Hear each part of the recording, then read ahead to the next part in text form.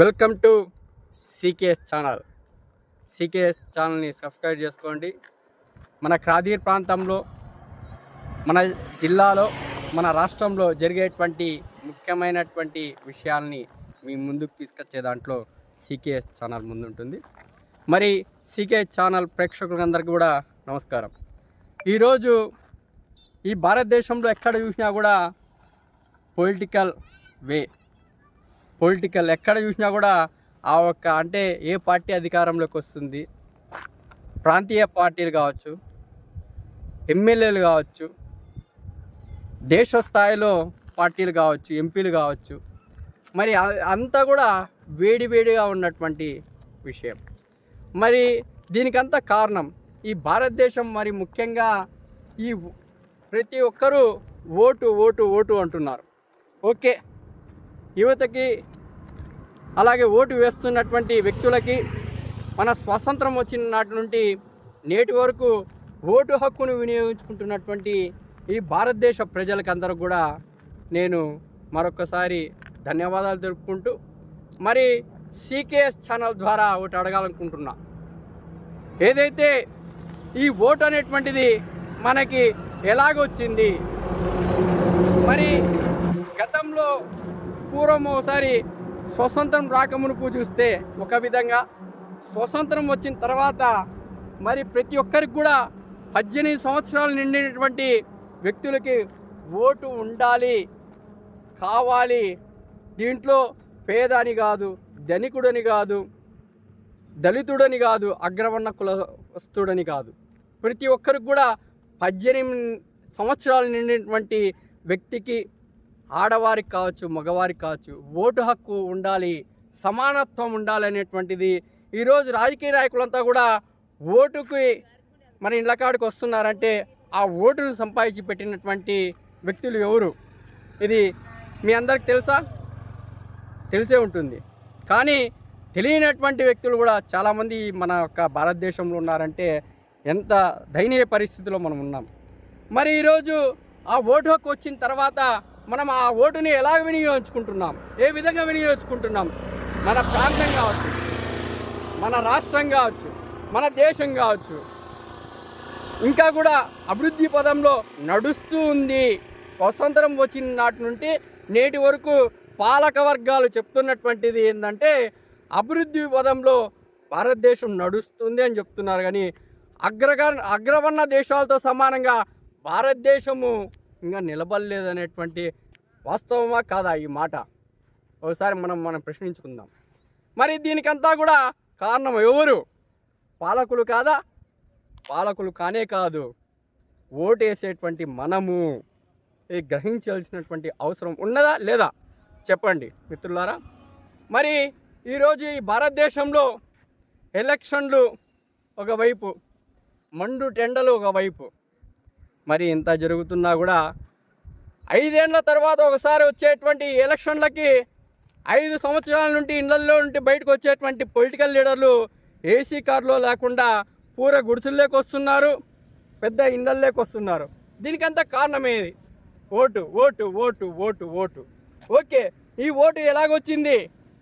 ఈ ఓటును సాధించడానికి బాబాసాహెబ్ అంబేద్కర్ గారు మన రాజ్యాంగంలో, మన కాన్స్టిట్యూషన్ రాసేటప్పుడు మరి పెద్దలు చెప్పేది, చరిత్ర చెప్పినటువంటి సారాంశం ఒకటి చెప్పుకోవాల్సినటువంటి, నెమరు వేసుకోవాల్సినటువంటి అవసరం ఉన్నది.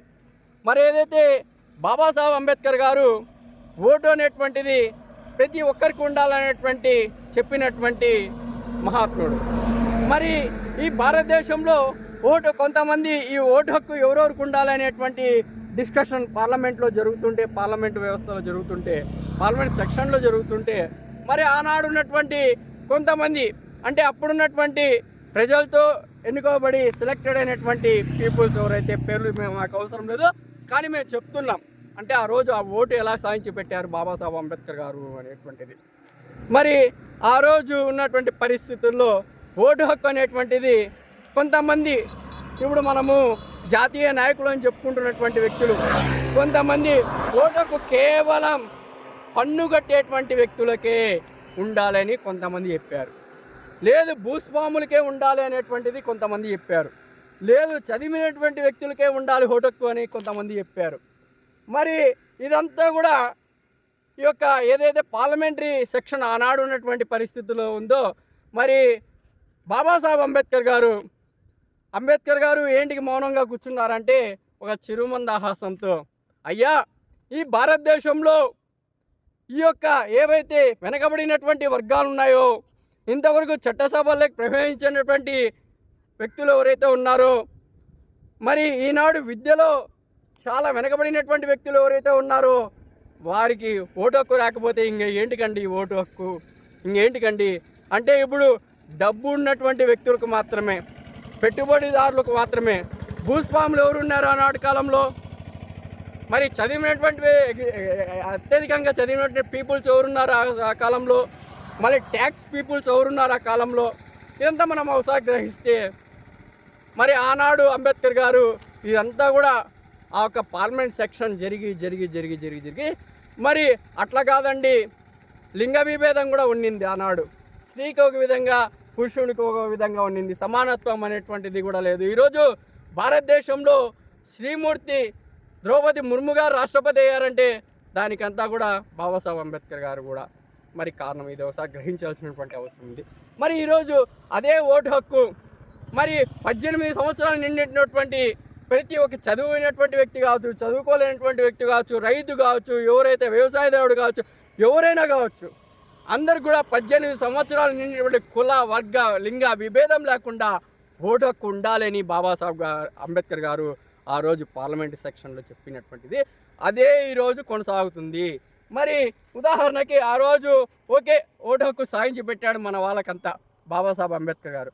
మరి ఆనాడు బాబాసాహెబ్ అంబేద్కర్ గారు పార్లమెంట్ నుండి కిందికి వస్తుంటే ఒక మిత్రుడు హాస్యాస్పదంగా, మిస్టర్ బాబాసాహెబ్ అంబేద్కర్, ఈరోజు ఓటు హక్కు అనేటువంటిది ప్రతి ఒక్కరికి ఇచ్చావు నువ్వు, 18 సంవత్సరాలు నిండినటువంటి వ్యక్తికి ఇచ్చావు నువ్వు, ఈ ఓటుని నోటుతో కొంటాము అని చెప్పాడండి. మరి ఆ రోజు ఆయన దానికి ఏమని సమాధానం చెప్పాడు? అయ్యా పెద్ద మనిషి, ఈరోజు నువ్వు చెప్తున్నటువంటి విషయం ఏదైతే ఉందో నాకు కూడా తెలుసు. ఆ విషయం మీరు ఓటును నోటుతో కొంటారని తెలుసు, కానీ ఆ ఓటు విలువ తెలుసుకున్న నాడు మీరు ఉండరు అని బాబాసాహెబ్ అంబేద్కర్ గారు చెప్పారు. అంటే ఏంటంటే ఈ దేశంలో పీడితులు కావచ్చు, బడుగులు కావచ్చు, బలహీన వర్గాలు కావచ్చు, ప్రతి ఒక్కరు కూడా సమానత్వం మన ఇండ్ల దగ్గరికి ఓటు కోసం వస్తున్నారంటే దీనికంతా కారణం. మరి ఇంత కష్టపడి సంపాదించినటువంటి ఓటును మనం ఏం చేస్తున్నాము? కేవలం మనకున్నటువంటి రుగ్మతలు, మనకున్నటువంటి అలవాట్లు, మనకున్నటువంటి ఆలోచన విధానంతో ఆ ఓటు వాళ్ళు చెప్పిందే ఈరోజు 500కు, 1000కు, 2000కు, 3000కు, 10,000కు అమ్ముకుంటున్నాము. మన ఆత్మాభిమానాన్ని మనం అమ్ముకుంటున్నామని గ్రహించలేకపోతున్నామే. ఇకనైనా గ్రహిద్దాం.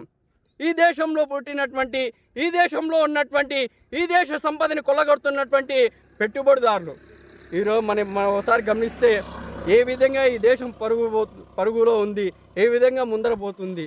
కనుక మన ప్రాంతంలో ఏం కావాలి, మన ప్రాంతం కావాల్సినటువంటి ఎమ్మెల్యే గారు ఏం చేయగలరు, మన ప్రాంతంలో ఉన్నటువంటి ఎంపీ గారు ఏం చేయగలరు మన ప్రాంతానికి, మన దేశానికి, మన ఒక్క రాష్ట్రానికి, ఇవంతా గ్రహించి ఓటు అనేటువంటి ఆయుధము చాలా చాలా చాలా గొప్పది. 5 సంవత్సరాలకు ఒకసారి వచ్చేటువంటి ఈ యొక్క పండగ వాతావరణము, పండగ సందర్భము. ఎలాంటే సంవత్సరానికి ఒకసారి మనకు ఉగాది వస్తుంది, సంక్రాంతి వస్తుంది, క్రిస్మస్ వస్తుంది, అలాగే బక్రీద్ వస్తుంది, రంజాన్ పండగలు వస్తాయి, అనేకమైన పండుగలు వస్తాయి. కానీ 5 సంవత్సరాలకు ఒకసారి మనకు ఒక పండగ వస్తుంది భారతదేశానికి. భారతదేశం రూపురేఖలు మార్చేటువంటి ఆలోచన విధానము ఈ యొక్క ఓటు అనేటువంటి ఆ పండగ రోజు, ఆ ఓటు వేసేటువంటి నాడే ఆ యొక్క పండగ వాతావరణం మనకు కనిపిస్తుంది. మరి ఇదంతా గుర్తుపెట్టుకొని దయవంచి మేము మరొకసారి ప్రజలకు అందరికి కూడా విజ్ఞప్తి చేస్తున్నాం. కుల, మత, లింగ విభేదం లేకుండా మన ప్రాంతానికి, మన ఒక్క జిల్లాకి, మన ఒక్క రాష్ట్రానికి, మన ఒక్క దేశానికి అభివృద్ధి బాటలో విద్య, ఉద్యోగ, ఆర్థిక, సామాజిక, రాజకీయ రంగాలలో మన భారతదేశము ప్రపంచంలో ఉన్నటువంటి అమెరికా, రష్యా, చైనా, జపాన్ లాంటి అభివృద్ధి చెందినటువంటి దేశాల సమవృద్ధిగా నిలబడాలి. దానికంటే అగ్రగామిగా ఉండాలంటే మన ఇండ్లు మనం చక్కా పెట్టుకోవాల్సినటువంటి అవసరం ఉంది. ఇక్కడ ఉన్నటువంటి ఏవైతే వనరులు మనం సద్వినియోగం చేసుకోవాల్సినటువంటి అభివృద్ధి పదంలో నడపాల్సినటువంటి బాధ్యత ఓటు హక్కులోనే ఉంది.